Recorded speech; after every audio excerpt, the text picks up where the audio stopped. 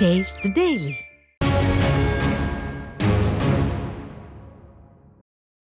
விருதுநகர் மேற்கு மாவட்ட அதிமுக மற்றும் மாவட்ட வழக்கறிஞர் பிரிவு சார்பாக பேரறிஞர் அண்ணாவின் 117வது பிறந்த நாளையொட்டி பொதுக்கூட்டம் நடைபெற்றது.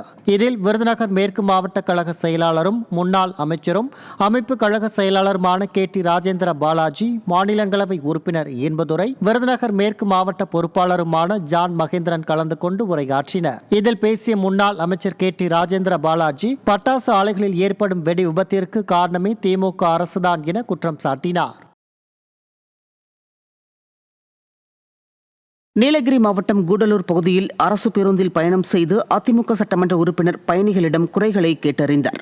கூடலூர் புதிய பேருந்து நிலையத்திலிருந்து ஐயங்கொள்ளி செல்லும் அரசு பேருந்தில் பந்தலூர் வரை மக்களோடு மக்களாக பயணித்த அதிமுக சட்டமன்ற உறுப்பினர் பொன் ஜெயசீலன் பயணிகள் மற்றும் பள்ளி மாணவிகளிடம் குறைகளை கேட்டதுடன் பேருந்து ஓட்டுநரிடம் சரியான முறையில் பேருந்துகள் பராமரிக்கப்படுகிறதா என்றும் கேட்டறிந்தார்.